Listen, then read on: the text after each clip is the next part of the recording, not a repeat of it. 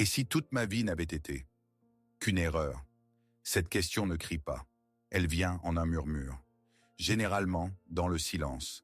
À 3 heures du matin, quand le monde s'immobilise et que le seul son qui reste est le bourdonnement du sang dans vos oreilles. Elle ne vient pas de l'esprit, qui est occupé par les plans et les soucis. Elle monte de quelque part au plus profond de vous, de cet endroit où l'âme garde ses secrets. Et d'abord, vous le ressentez physiquement. Ce n'est pas juste une pensée. C'est un froid dans la poitrine, vif comme un éclat de glace, qui s'étend lentement depuis le centre, rendant votre respiration superficielle. Puis vient une lourdeur sur les épaules, comme si pesaient sur elles toutes les routes que vous n'avez pas prises, tous les mots que vous n'avez pas dits, toutes les vies que vous auriez pu vivre, mais que vous n'avez pas vécues. Vous connaissez ce sentiment, n'est-ce pas?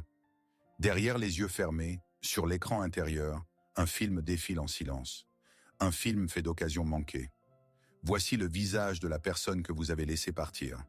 Voici le carrefour où vous avez pris la mauvaise direction, en écoutant la raison et non le cœur. Voici le rêve que vous avez trahi, le qualifiant d'enfantin ou d'irréaliste.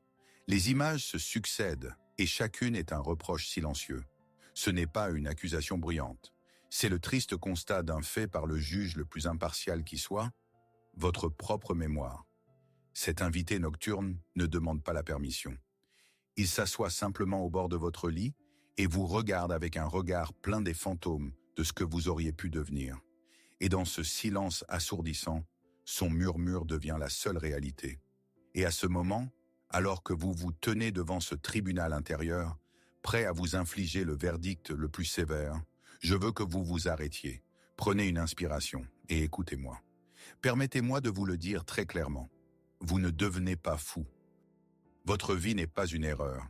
Et ce sentiment, cet invité nocturne et froid, il n'est pas votre ennemi. Au contraire, ce sentiment est une preuve. La preuve qu'à l'intérieur de vous vit quelque chose d'incroyablement honnête et vivant. Quelque chose qui refuse de se contenter de demi-mesures et de compromis. Quel qui se souvient encore de ce qu'était le dessein originel de votre âme? De telles questions ne viennent pas aux gens superficiels. Elles ne dérangent pas ceux qui se contentent de peu, qui suivent le courant sans jamais regarder en profondeur. Ce froid, cette douleur, c'est le privilège d'une âme en quête. C'est le signe que votre conscience s'élargit, qu'elle ne peut plus tenir dans les cadres étroits de la vie que vous vous êtes construite. Peut-être par peur, par sens du devoir ou par désir de répondre aux attentes des autres. Cette horreur existentielle que vous ressentez n'est pas un signe d'échec. C'est l'appel de votre âme qui est fatiguée des compromis. C'est le signe que vous êtes au seuil de quelque chose de bien plus authentique. Mais si nous regardions cela de manière complètement erronée, et si notre code culturel, notre éducation nous avait appris à lire ce signal à l'envers? Posez-vous une question paradoxale.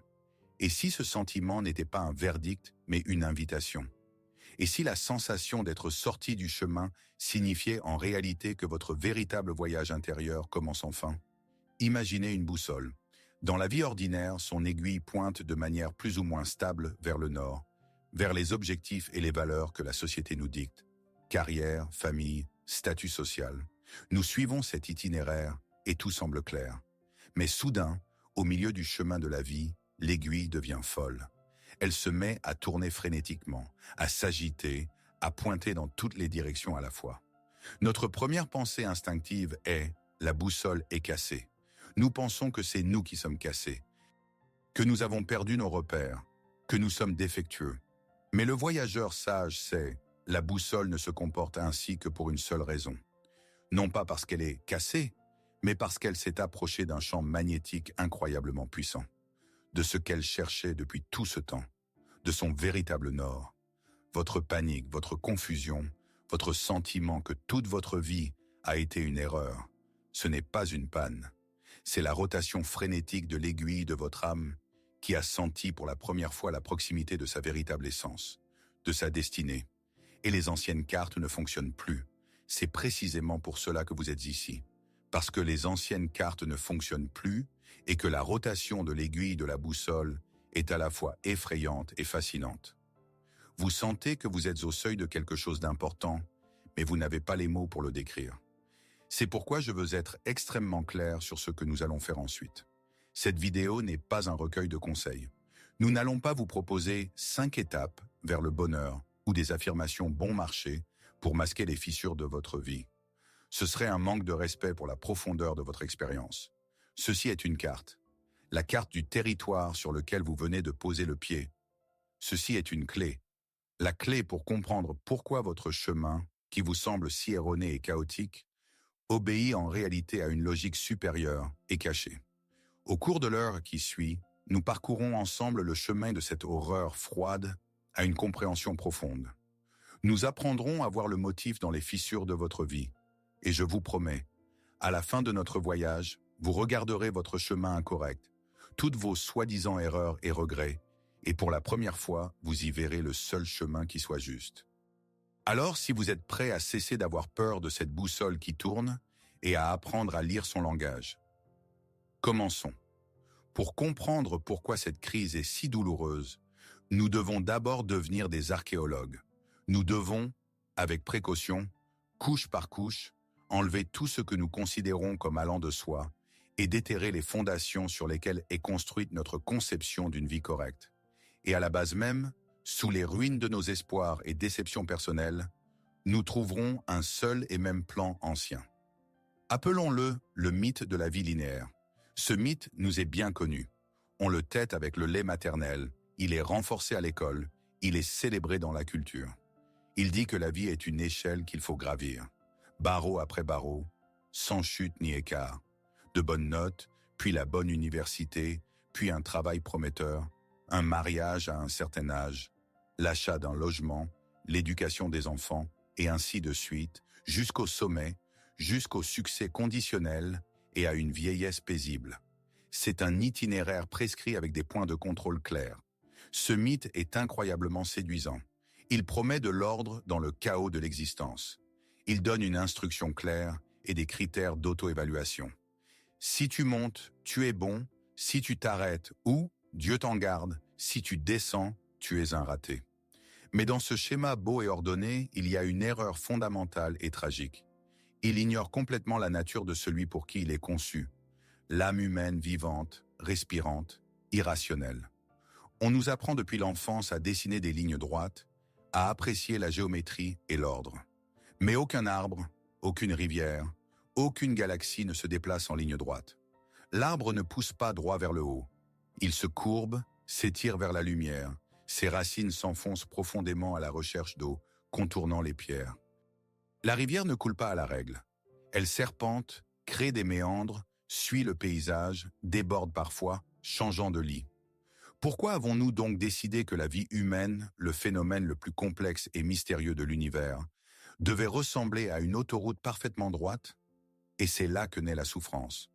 Nous nous tenons au milieu de notre chemin sinueux et unique, plein de sentiers détournés, de chutes et de révélations inattendues, et nous nous jugeons selon les critères de cette ligne droite inexistante. Nous regardons notre vie qui ressemble à un arbre vivant et nous nous reprochons de ne pas ressembler à un poteau télégraphique. La crise de la vie gâchée est presque toujours le résultat de cette fausse comparaison. C'est la douleur d'essayer de faire entrer une âme vivante, cyclique, en spirale dans un modèle mort, mécanique, linéaire. Ce modèle n'est pas seulement une illusion, c'est une cage que nous prenons pour le chemin. Maintenant que nous voyons que la cage de la vie linéaire n'est qu'une illusion, nous pouvons poser un diagnostic plus précis de la crise elle-même. Et pour cela, nous aurons besoin d'une analogie très importante qui changera toute votre attitude envers votre douleur. Imaginez que la crise de la vie gâchée est une fièvre de l'âme. Souvenez-vous de la façon dont nous traitons habituellement la fièvre, une température corporelle élevée. Nous la percevons comme la maladie elle-même. Elle apporte de l'inconfort, de la faiblesse, de la douleur. Notre première réaction est de la faire baisser. Nous cherchons un antipyrétique pour nous débarrasser au plus vite de ce symptôme désagréable et revenir à un état normal. Mais n'importe quel bon médecin vous dira que la fièvre n'est pas la maladie. C'est un signe de santé. C'est le signe que votre système immunitaire fonctionne. Une température élevée est un mécanisme de défense, une réponse puissante de l'organisme à l'invasion d'éléments étrangers, de virus ou de bactéries. Le corps augmente intentionnellement la température pour créer un environnement insupportable pour l'agent pathogène et le brûler. La fièvre est un feu purificateur. C'est un symptôme indiquant qu'une bataille pour la guérison se déroule à l'intérieur. La même chose se produit maintenant avec votre âme. Ce sentiment tourmentant que vous avez vécu votre vie de manière incorrecte, cette angoisse existentielle, cette anxiété, ces regrets, c'est votre fièvre spirituelle. C'est une réponse saine, bien que douloureuse, de votre psyché à une vie qui est devenue pour elle toxique ou étrangère. C'est une réaction à un virus, le virus des fausses valeurs, des objectifs imposés, de la trahison de soi-même. Et que faisons-nous lorsque cette fièvre de l'âme commence? Nous agissons de la même manière qu'avec la fièvre corporelle. Nous essayons de la faire baisser. Nous nous jetons dans de nouveaux projets, nous cherchons des distractions. Nous étouffons la douleur avec le travail, l'alcool ou des relations superficielles. Nous lisons des livres sur la pensée positive, en essayant de nous convaincre que tout va bien. Mais essayer de se débarrasser de ce sentiment avec la pensée positive ou de nouveaux objectifs, c'est comme faire baisser la température en ignorant l'infection. Vous pouvez obtenir un soulagement temporaire, mais la maladie qui a causé la fièvre ne disparaîtra pas. Elle s'enfoncera simplement plus profondément pour se manifester plus tard avec une force nouvelle et encore plus destructrice. Notre tâche n'est donc pas de faire baisser cette température. Notre tâche est de la remercier pour le signal et de nous demander courageusement « Contre quelle infection mon âme se bat-elle? Quel élément étranger essaie-t-elle de brûler avec ce feu ?» Nous allons regarder plus profondément. Si nous avons convenu que la fièvre est un signal, il est maintenant temps d'apprendre à le déchiffrer. Et pour cela, je vais vous demander de faire quelque chose qui demande du courage. Pas pour moi, pour vous.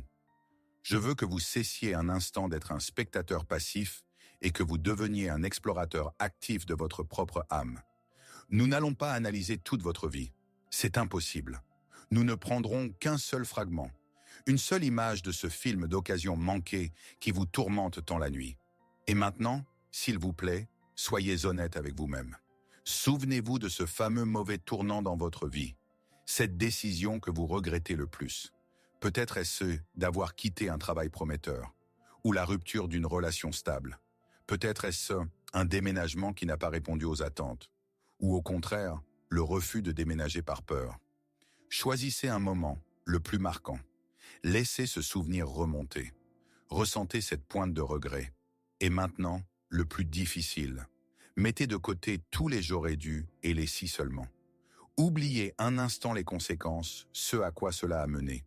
Revenez au point juste avant que tout ne tourne mal, au moment même de la prise de décision. Et de ce point, demandez-vous, que cherchait réellement mon âme à ce moment-là? Pas votre esprit qui calculait les risques, pas votre ego qui voulait l'approbation, mais bien votre âme. Quel besoin profond de liberté, d'amour, de paix, de reconnaissance, de se sentir vivant. Essayez-vous de satisfaire, même maladroitement? Peut-être qu'en quittant ce travail stable, vous ne cherchiez pas l'irresponsabilité, mais un souffle. Peut-être qu'en entrant dans cette mauvaise relation, vous ne cherchiez pas le drame, mais une tentative désespérée de vous sentir vu. Peut-être que cet acte irrationnel n'était pas une erreur, mais une tentative maladroite mais désespérée de votre âme d'affirmer son droit d'exister. C'est pourquoi je vous demande maintenant, à cet instant précis, de faire une pause. Sérieusement. Offrez-vous ces quelques minutes de silence. Ce n'est pas juste regarder une vidéo, c'est un travail, votre travail intérieur. Posez-vous cette question et écoutez la toute première, la plus silencieuse des réponses qui viendra des profondeurs. Ne vous pressez pas. Et quand vous serez prêt, nous continuerons. Quelle que soit la réponse qui vous est venue dans ce silence, que ce soit un murmure silencieux ou une révélation assourdissante, je vous demande de la traiter avec le plus grand respect. Parce que ce que vous avez entendu n'était pas une pensée aléatoire. Ce n'était pas une excuse ou une rationalisation. C'était une voix. La voix de cette partie la plus profonde de vous qui essayait désespérément d'être entendue à ce moment de votre passé. Une voix que vous avez peut-être ignorée alors, mais qui vous a parlé à nouveau maintenant. C'est à l'étude de cette voix, de ces mystérieuses impulsions intérieures, qu'un homme a consacré sa vie. Son nom était Carl Gustav Jung. Et nous devons le présenter correctement. Il n'était pas simplement un théoricien académique ou un psychologue de cabinet. Il était un explorateur, un pionnier, un cartographe de l'âme. Et ce qui est le plus important pour notre conversation, c'est qu'il a créé ces cartes non pas à partir de conclusions spéculatives. Il les a créées parce qu'il s'était lui-même perdu. Au milieu de sa brillante carrière, Jung a traversé une période de crise personnelle très profonde, qu'il appelait sa rencontre avec l'inconscient. Il a renoncé à tous les repères extérieurs et s'est plongé pendant plusieurs années dans les ténèbres de son monde intérieur pour en cartographier les paysages, les habitants et les lois. De ce voyage douloureux mais fructueux, il a tiré une découverte fondamentale. Chaque âme a une aspiration innée, implacable. L'aspiration à devenir entière, à devenir ce qu'elle est destinée à être, dans toute sa plénitude unique et inimitable. Il a appelé ce processus l'individuation. L'individuation n'est pas un chemin vers la perfection ou le succès social. C'est le chemin par lequel le gland devient un chêne et la chenille un papillon. C'est un processus intérieur, organique, de déploiement du potentiel qui est en nous. C'est le véritable nord vers lequel tend l'aiguille de notre boussole intérieure. Et voici l'idée clé qui relie tout. Alors que le monde était obsédé par les réalisations extérieures, ce médecin suisse a osé suggérer que la plus grande aventure de l'homme se déroule à l'intérieur. Il a affirmé que chaque âme a son propre chemin unique et que les crises les plus douloureuses surviennent lorsque nous ignorons son appel trop longtemps. Nous sommes arrivés au cœur même de notre carte. Nous avons déterminé que la crise est une fièvre de l'âme et que sa cause est l'ignorance de l'appel à l'individuation. Mais quel est cet appel? D'où vient-il? Et quel est ce processus mystérieux pour lequel notre âme est prête à déclencher une véritable révolution, bouleversant toute notre vie bien établie? Pour comprendre cela, nous devons faire connaissance avec les deux figures les plus importantes de notre carte intérieure, l'ego et le soi. Notre ego est ce que nous avons l'habitude de considérer comme nous-mêmes. C'est notre esprit conscient, notre directeur général, le gestionnaire de notre vie quotidienne. L'ego planifie, analyse, prend des décisions.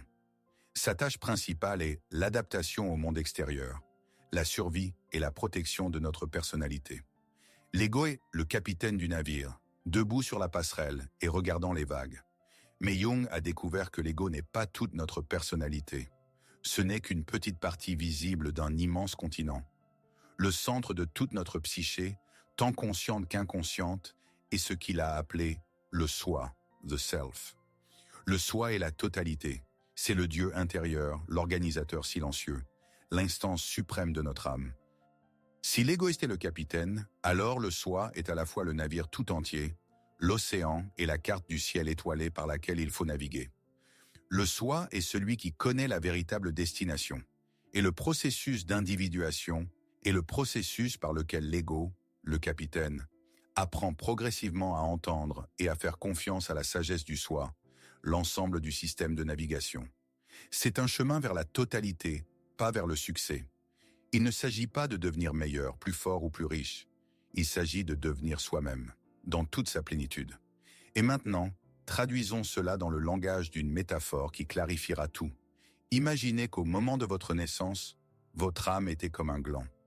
Dans ce minuscule gland est déjà contenu le projet complet et parfait d'un chêne puissant. Pas d'un pin, ni d'un bouleau, mais bien d'un chêne. Ce projet intérieur, cette matrice innée de votre unicité, c'est votre soi. Votre ego est le jardinier. Sa tâche est d'aider ce gland à réaliser son potentiel. Un bon jardinier étudie la nature de la graine. Il lui fournit la bonne terre, une quantité suffisante d'eau et de lumière. Il protège le jeune plant des parasites. Il sert le projet contenu dans le gland. Il n'essaie pas de le changer. Mais que se passe-t-il dans notre monde? On apprend au jardinier, notre ego, depuis l'enfance que les arbres les plus réussis et les plus corrects sont, disons, les pins. Ils sont à feuilles persistantes, poussent vite, leur bois est très apprécié. Et le jardinier, voulant être bon, commence à essayer désespérément de faire pousser un pin à partir de notre gland. Il taille les larges feuilles pour qu'elles ressemblent à des aiguilles. Il met des tuteurs pour que le tronc pousse parfaitement droit. Il ignore l'appel intérieur du gland, qui veut étendre des branches puissantes et noueuses et s'enraciner profondément dans la terre.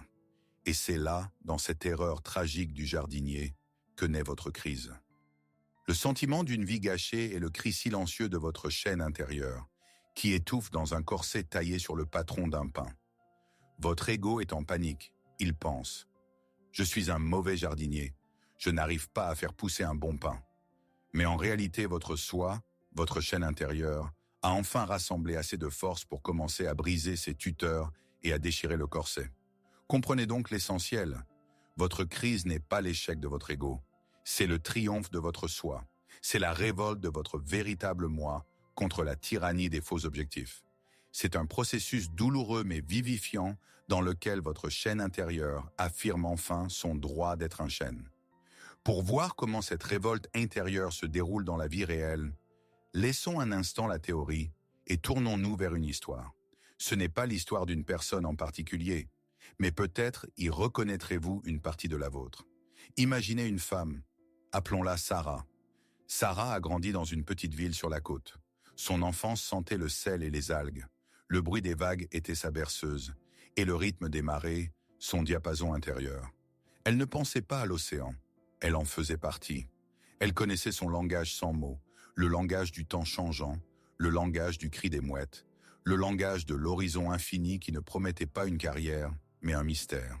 Son âme était en harmonie avec cet élément sauvage, cyclique, immense. C'était sa maison.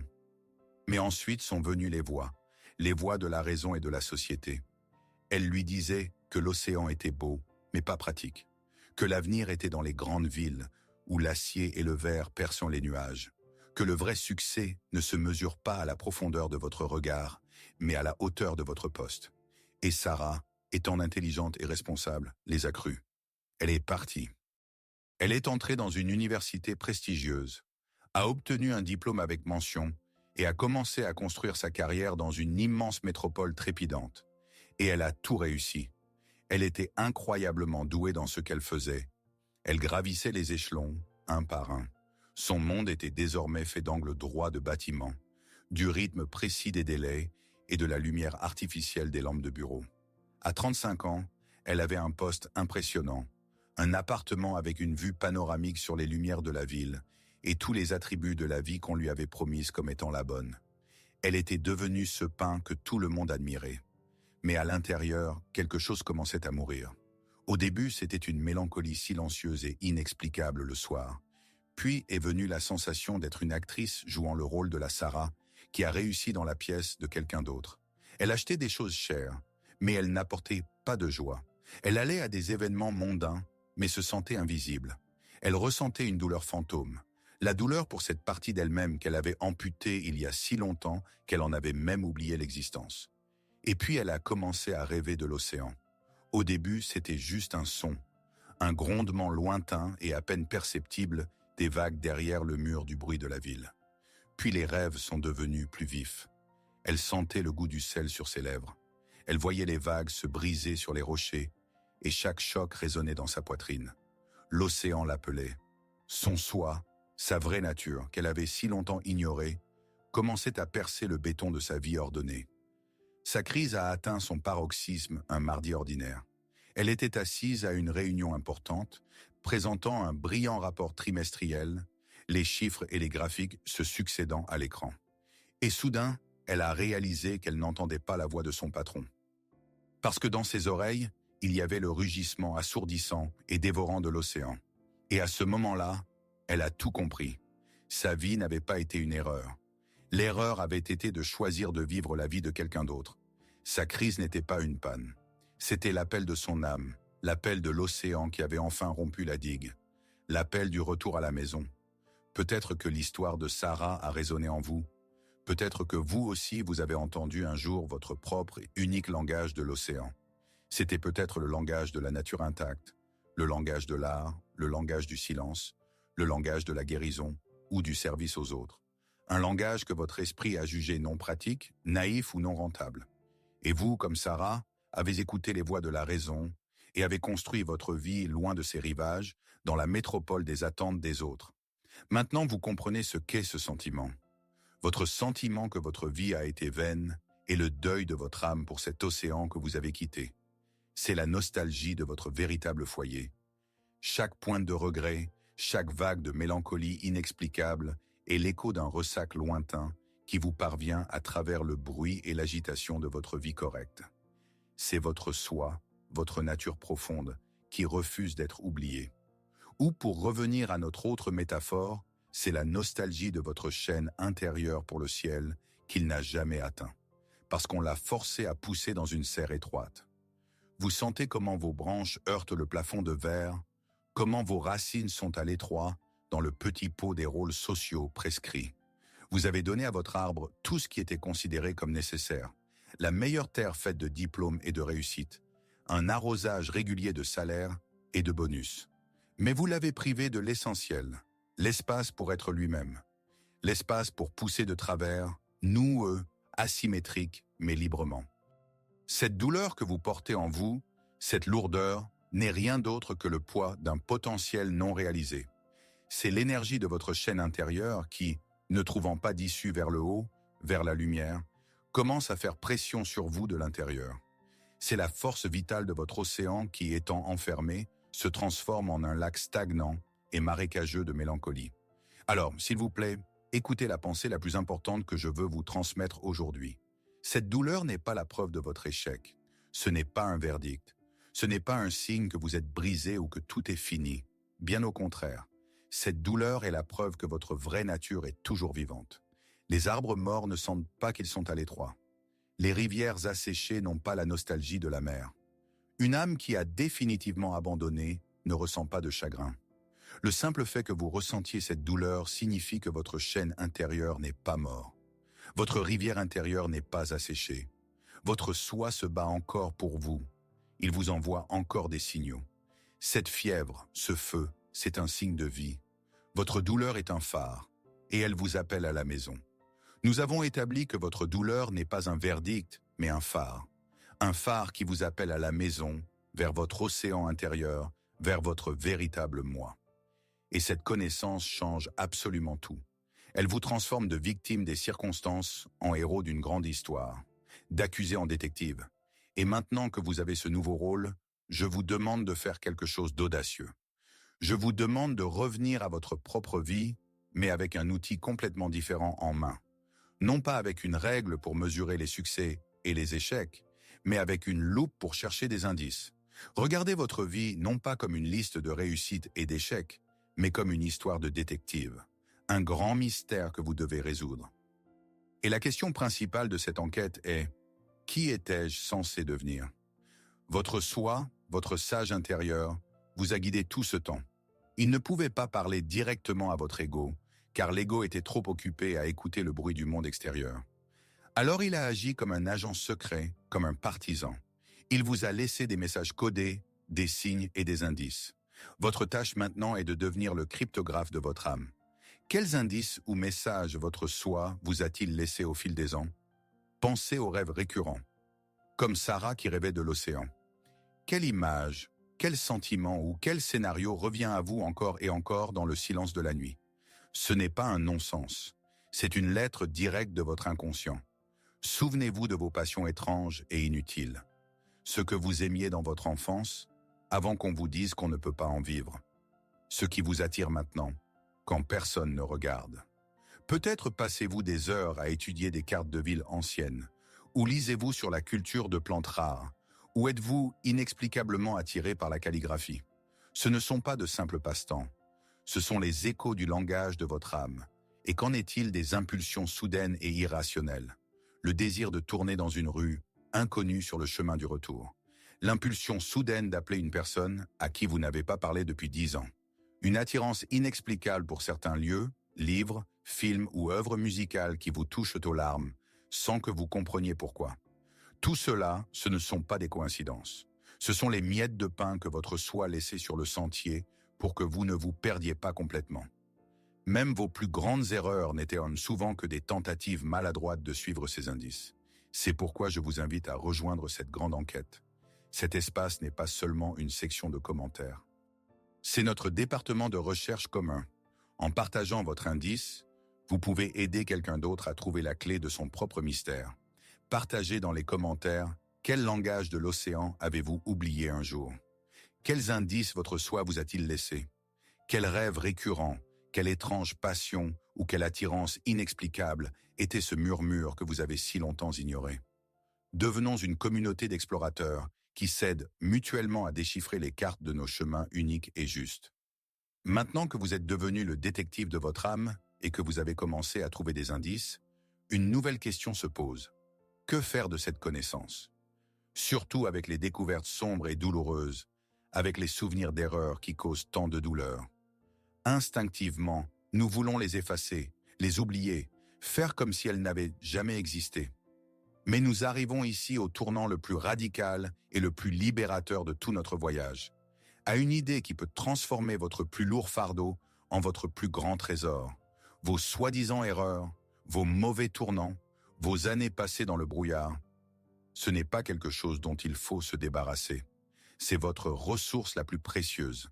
Les anciens alchimistes, dans leur laboratoire secret, cherchaient un moyen de transformer les métaux vils, comme le plomb, en or pur. Mais pour les plus sages d'entre eux, ce n'était pas seulement un processus chimique. C'était une métaphore profonde de la transformation spirituelle. La transformation de la partie sombre, lourde et souffrante de la nature humaine, en l'or brillant de la conscience et de la totalité. Et pour commencer ce grand œuvre, ils avaient besoin d'une matière première. Ils l'appelaient la prima materia, la matière première, chaotique, informe. Elle était souvent symbolisée précisément par le plomb, un métal lourd, terne, toxique. Sans cette matière première, sans ce plomb, tout le travail alchimique était impossible. Vos années incorrectes, vos souffrances, votre chaos, c'est votre plomb. C'est votre précieuse prima materia. C'est le marécage de votre confusion, l'obscurité de votre dépression, la lourdeur de vos regrets. La société nous apprend à mépriser ce matériau, à le cacher, à en avoir honte. Mais l'alchimiste de l'âme sait, c'est en lui, et seulement en lui, que se trouve la graine d'or. Sans ce plomb, il ne peut y avoir d'or. Sans cette expérience douloureuse, il ne peut y avoir de sagesse. L'ego veut une vie propre, brillante, impeccable. Mais l'âme ne vient pas dans ce monde pour la stérilité.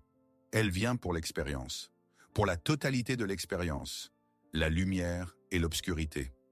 Elle sait que le caractère ne se forge pas dans le confort, mais dans le feu des épreuves. Que la compassion ne naît pas de la joie éternelle, mais de la connaissance de sa propre douleur. Que la sagesse n'est pas la somme des bonnes réponses, mais la profondeur de la compréhension née de nombreuses erreurs. L'âme n'est pas intéressée par le confort, elle est intéressée par la profondeur. Et la profondeur ne s'atteint pas en évitant l'obscurité, mais en la traversant. Votre chemin incorrect n'était pas une erreur. C'était une étape nécessaire de collecte du matériau alchimique pour votre grande œuvre. Si nos souffrances et nos erreurs sont le plomb précieux pour notre transformation, de quoi est donc constitué ce plomb? Quelle est cette matière lourde et sombre avec laquelle nous devons travailler? Jung a donné un nom à ce phénomène. Il l'a appelé l'ombre. L'ombre n'est pas le mal au sens biblique. L'ombre est notre bagage psychologique invisible. C'est le coffre dans la cave de notre âme où, depuis l'enfance, nous avons jeté toutes les parties de nous-mêmes que nous considérions comme inacceptables, mauvaises ou inappropriées. Notre colère, notre envie, notre paresse, notre sexualité, notre sauvagerie, notre vulnérabilité. Mais pas seulement. Y est également envoyé notre or encombrant, notre force créatrice non réclamée, notre ambition réprimée, notre joie non exprimée, si elle ne correspondait pas aux attentes de notre famille ou de la société. Nous créons l'ombre pour survivre, pour être aimés et acceptés. Nous formons une belle façade socialement approuvée, notre persona, notre masque, et nous cachons tout ce qui ne lui correspond pas dans l'obscurité. Le problème, c'est que ce que nous cachons ne disparaît pas. Il accumule de l'énergie, il attend son heure. Et maintenant, regardez votre chemin incorrect à travers ce prisme. Très souvent, nos actes les plus irrationnels, nos décisions les plus destructrices n'étaient rien d'autre qu'une révolte de l'ombre. C'étaient des tentatives inconscientes et désespérées de notre psyché de vivre les parties de nous-mêmes auxquelles nous avions refusé le droit d'exister. Cette mauvaise romance qui a détruit votre vie stable, c'était peut-être votre passion refoulée qui ne pouvait plus rester en cage. Ce départ soudain d'un travail idéal, c'était peut-être la révolte de votre artiste intérieur qui était écœuré par les rapports d'entreprise. Cette explosion de colère que vous regrettez, c'était peut-être le cri de vos limites personnelles que vous aviez laissé violer trop longtemps. L'ombre tend toujours à l'intégration. L'âme ne tolère pas la division. Et si nous ne trouvons pas un moyen conscient de donner une voix à nos parties d'ombre, elles jaillissent à l'extérieur, maladroitement, de manière destructive, chaotique. C'est pourquoi la sortie de la crise n'est pas une lutte extérieure. Ce n'est pas un changement de travail, de partenaire ou de ville, bien que cela en soit parfois la conséquence. La véritable sortie est un travail intérieur courageux. C'est cesser de fuir ce qui se trouve dans votre cave et enfin y descendre avec une lanterne. C'est cesser de combattre votre ombre et commencer à lui parler. Cela demande un immense courage. Il est beaucoup plus simple d'accuser les autres ou le destin. Mais le seul chemin vers la totalité est de faire face à ce que vous méprisez en vous et au lieu de vous demander « Comment puis-je m'en débarrasser ?», de poser une question complètement différente. Qu'es-tu venu m'apprendre ? Descendre à la cave avec une lanterne. Faire face à l'ombre. Lui poser une question. Cela sonne comme une poésie puissante, mais effrayante. Mais comment le faire en pratique ? Comment commencer ce dialogue si vous n'avez pratiqué pendant des décennies qu'un silence assourdissant envers ces parties de vous-même ? Ici, je ne vous proposerai pas un système complexe ou un plan par étapes. Le grand œuvre de l'âme ne tolère pas une approche mécanique. Au lieu de cela, je vous proposerai quelque chose de beaucoup plus simple et en même temps plus profond. Une nouvelle attitude intérieure. Une pratique que l'on peut appeler l'art de l'écoute. Cela ne vous demande rien d'autre qu'un stylo, du papier et quelques minutes de silence. Cet outil est la tenue d'un journal, mais pas comme on nous l'a appris à l'école. Ce n'est pas un rapport sur les événements de la journée. C'est un espace sacré pour le dialogue. Voici comment cela fonctionne. Choisissez un sentiment qui vous dérange le plus. Cette fameuse fièvre de l'âme. Ce peut être votre mélancolie chronique, votre colère soudaine, votre apathie paralysante. N'essayez pas de l'analyser. Au lieu de cela, donnez-lui une image. Imaginez-le comme un être vivant, comme un messager qui est venu à vous avec une nouvelle. Peut-être que votre mélancolie est une figure grise et silencieuse dans un manteau. Peut-être que votre colère est une boule de feu contractée. Maintenant, ouvrez le journal. Et sur un côté de la page, écrivez une question adressée directement à cet être. Pas « Pourquoi est-ce que je ressens de la mélancolie ?» Mais chère mélancolie, je te vois. Pourquoi es-tu venu à moi aujourd'hui ? Que veux-tu me montrer ? Pas comment puis-je me débarrasser de la colère. Mais colère, je sens ta force. Quelle limite importante pour moi quelqu'un a-t-il franchi ? Qu'essaies-tu de protéger ? Et ensuite, écoutez. Et de l'autre côté de la page, écrivez tout ce qui vient en réponse. Ne modifiez pas. Ne censurez pas. N'essayez pas d'être logique. La réponse peut venir sous la forme d'un seul mot, sous la forme d'un fragment de souvenir, sous la forme d'une image ou d'une métaphore. Votre tâche est simplement d'être un secrétaire qui enregistre impartialement le message. Même si la réponse vous semble absurde, écrivez-la. Le but de cette pratique n'est pas d'obtenir une réponse immédiate et claire qui résoudra tous vos problèmes. Le but est dans l'acte même d'attention respectueuse. Chaque fois que vous vous asseyez pour ce dialogue, vous construisez un pont vers votre inconscient. Vous montrez à ces parties rejetées et obscures de vous-même que vous êtes prêt à les écouter. Qu'elles ne sont plus des ennemis, mais des alliés. Votre tâche n'est pas de trouver des réponses, mais d'apprendre à poser les bonnes questions à votre monde intérieur. Cessez d'être un dictateur pour votre âme et devenir son auditeur attentif. C'est dans cet acte simple mais régulier d'écoute que réside toute la magie. C'est l'alchimie pratique. Peut-être qu'en écoutant tout cela sur l'alchimie, l'ombre et les dialogues, avec votre propre mélancolie, vous vous sentez encore faible. Peut-être qu'au fond de votre âme résonne la pensée « Tout cela est trop compliqué.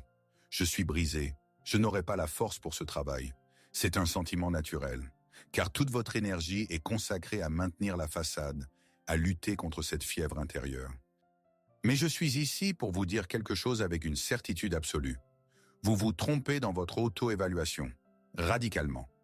Le simple fait que vous traversiez cette crise est la preuve irréfutable de votre maturité et de votre force psychologique. Pensez-y, les structures faibles ne traversent pas de crise profonde. Une cabane fragile n'est pas secouée par des doutes fondamentaux, elle s'effondre simplement au premier coup de vent. Une personne superficielle ne ressent pas d'horreur existentielle, elle trouve simplement une nouvelle distraction. Pour survivre au séisme tectonique intérieur que vous vivez, il faut des fondations incroyablement solides. Il faut une âme dotée d'une profondeur et d'un potentiel immense. Ce qui vous arrive n'est pas une crise de faiblesse. Ce n'est pas une pathologie. C'est une crise de croissance. C'est la douleur que ressent la graine lorsque sa coque dure se fissure pour laisser sortir le germe. C'est l'inconfort que ressent le serpent en se débarrassant de sa vieille peau trop étroite. C'est la désorientation du papillon qui cesse d'être une chenille, mais ne sait pas encore qu'il a des ailes. Vous ne vous brisez pas. Vous vous dilatez, et cette expansion est toujours douloureuse. Votre psyché est suffisamment saine pour déclencher cette fièvre. Votre âme est suffisamment forte pour supporter ce feu purificateur. Cet appel à l'individuation ne vient pas à tout le monde. Il vient à ceux qui sont prêts, à ceux qui ont accumulé suffisamment d'expérience de vie, suffisamment de plomb, pour qu'une réelle possibilité d'en extraire de l'or apparaisse. Alors la prochaine fois que vous vous sentirez brisé et perdu, souvenez-vous de mes paroles. Cette crise n'est pas une punition pour vos erreurs, c'est une initiation. C'est un signe de respect de votre propre âme, qui croit en vous plus que vous-même. Cette crise ne vous a pas été donnée pour vous briser. Elle vous a été donnée parce que votre âme sait que vous êtes assez fort pour la supporter et renaître. Nous avons commencé notre voyage avec une seule question, murmurée dans le silence de la nuit. Et si toute ma vie n'avait été qu'une erreur? Nous avons traversé la déconstruction des mythes, les métaphores de la fièvre et de l'alchimie. Nous sommes descendus dans les caves de l'ombre. Et maintenant, après avoir parcouru tout ce chemin, nous sommes prêts à donner la réponse finale. Et la réponse est la suivante. La question elle-même était mal posée. Nous jugions une œuvre d'art selon les lois des mathématiques. Nous essayions d'évaluer le chemin vivant et sinueux de l'âme en utilisant la règle morte des attentes sociales. Et maintenant, posons une autre question. Et si votre vie n'avait pas été une erreur? Et si elle avait été un labyrinthe? Ne confondez pas avec un labyrinthe puzzle où il y a des impasses et des mauvais virages. Mais avec un labyrinthe ancien et sacré qui n'a qu'un seul chemin, le seul juste, bien que long et sinueux, vers le centre. Et si ce labyrinthe avait été spécialement construit pour que vous vous perdiez, pour que ces virages et ces retours sans fin épuisent à votre ego, le privent de son assurance et de son illusion de contrôle? Et si chaque mauvais tournant, chaque mur contre lequel vous vous êtes heurté, n'était pas un obstacle, mais une partie d'un plan génial? Un plan dont le but est de vous forcer à cesser de chercher la sortie à l'extérieur. Et si, désespérant de trouver cette sortie extérieure, épuisé et vidé, vous vous asseyez simplement par terre, au centre même de votre confusion. Et pour la première fois, vous commencez à creuser vers le bas, à creuser au plus profond de vous-même, à travers les couches de douleur, de peur et de regret. À creuser vers ce trésor qui était caché sous le centre même du labyrinthe depuis le début, vers votre soi, vers votre véritable moi. Tout le chemin n'était là que pour vous amener à ce point. Le point où le voyage extérieur se termine et où le voyage intérieur commence. Le mauvais chemin n'est pas un détour, c'est le chemin. Et maintenant, qu'est-ce qui vous attend au-delà de cette heure, de cette compréhension? Je ne vous promets pas qu'à partir de demain, votre vie se transformera en une navigation calme et sans nuages. Ce serait un mensonge. Les tempêtes de la vie ne cesseront pas de faire rage. Le monde extérieur continuera de présenter ses exigences et de lancer ses défis. Les problèmes ne disparaîtront pas comme par magie. C'est autre chose qui disparaîtra. Le sentiment d'être perdu dans cette tempête disparaîtra. Parce que maintenant, vous avez ce que vous n'aviez pas avant. Une boussole intérieure à laquelle vous apprenez à faire confiance. L'aiguille de votre âme ne tourne plus en panique. Elle a trouvé son véritable nord. Et même si les vagues jettent votre navire de part et d'autre, vous saurez dans quelle direction aller. Vous acquérez la capacité de distinguer la voix de votre soi du bruit assourdissant des opinions des autres. Avec cela viendra une confiance profonde et calme en la vie. Non pas une foi aveugle que tout ira bien, mais une compréhension sage que tout ce qui arrive est nécessaire. Vous commencerez à voir la logique cachée même dans les événements les plus douloureux. Chaque impasse, chaque retard, chaque rencontre ne sera plus perçu comme un hasard ou une malédiction, mais comme une partie de votre programme d'études unique, élaboré par votre propre âme. Mais le changement le plus important se produira lorsque vous regarderez en arrière. Ce film d'occasion manquée qui vous tourmentait la nuit commencera à changer. Les images resteront les mêmes, mais votre regard changera. Le montage sera différent. Et vous commencerez à voir votre histoire non pas comme une chaîne de regrets, mais comme le mythe d'un héros, votre mythe personnel. Où chaque échec était une descente nécessaire dans le monde souterrain, chaque erreur une rencontre avec un maître de l'ombre, et chaque cicatrice un signe de sagesse acquise. Nous sommes arrivés à la fin de notre heure ensemble, mais pas à la fin du chemin. Et avant de nous séparer, je veux vous remercier. Pas pour avoir regardé, mais pour votre courage. Le courage de rester avec vous-même quand c'est douloureux. Le courage de regarder dans les coins de l'âme que la plupart des gens fuient toute leur vie. Le courage de remettre en question toute votre histoire pour y trouver un sens plus profond. Ce voyage demande une force immense, et vous l'avez montré. Merci pour votre confiance, en moi et ce qui est beaucoup plus important, en vous-même. Ce chemin, le chemin de l'individuation, semble souvent très solitaire. Le monde autour parle le langage des réalisations extérieures, tandis que vous apprenez à parler le langage de l'âme. On a l'impression que personne ne comprend la complexité de vos processus intérieurs. Mais aujourd'hui, vous avez appris que vous n'êtes pas seul. Vous faites partie d'une tribu invisible, la tribu des chercheurs. Ceux qui sentent intuitivement que derrière la surface de la vie se cache quelque chose de plus grand. Ceux qui ne cherchent pas des réponses faciles, mais une véritable profondeur. Ceux qui sont prêts à troquer l'illusion d'une carte simple contre la réalité d'un territoire mystérieux. Bienvenue dans la communauté des explorateurs. Ici, dans cet espace, vous n'avez pas besoin de faire semblant. Votre douleur est comprise, vos recherches sont respectées. Votre chemin, avec toutes ses courbes et ses soi-disant erreurs, est précieux. Vous êtes chez vous. Ce voyage au plus profond de soi ne s'arrête pas ici. Aujourd'hui, nous n'avons fait que tracer les principaux repères sur la carte. Mais le territoire lui-même est infini, et il y a encore de nombreuses terres inexplorées, des forêts sombres et des sommets brillants. Cette chaîne a été créée comme une ressource pour de tels voyages, comme un dépôt de cartes, d'outils et d'histoires pour ceux qui ont osé suivre le chemin de l'individuation. Donc, si ce dont nous avons parlé aujourd'hui a trouvé un écho profond dans votre âme, si vous avez senti que c'était le début de quelque chose d'important, je vous invite à vous abonner, non pas pour augmenter un nombre, mais pour continuer ce chemin ensemble, pour que vous ayez toujours accès à cet espace où l'on parle le langage de votre âme. Et si cette vidéo vous a servi de lumière dans l'obscurité, je vous demande de mettre un like. Dans notre communauté, cette action a un sens particulier. Votre like n'est pas juste un chiffre pour l'algorithme. C'est un phare. C'est un signal silencieux pour d'autres chercheurs qui errent en ce moment même dans le même brouillard où vous étiez autrefois. C'est votre façon de leur dire « J'étais là. Il y a de la lumière ici. Tu n'es pas seul. » Et pour finir, je veux vous laisser avec une pensée qui peut devenir votre boussole dans les moments les plus sombres. Qu'elle soit votre ancre lorsque les vagues du doute et de la peur vous submergeront.